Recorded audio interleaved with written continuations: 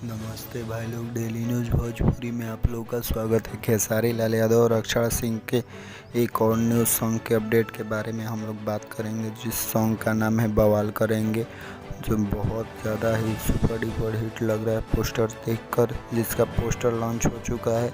ये सॉन्ग आने वाला है जिस चैनल पर, उस चैनल का नाम है अक्षरा सिंह ऑफिशियल चैनल पर। अक्षरा सिंह के खुद के अपने चैनल पर ये सॉन्ग आने वाला है और अक्षरा सिंह खेसारी लाल यादव का लगातार धमाका चालू हो चुका है। और ये भोजपुरी सॉन्ग है जो होली सॉन्ग है।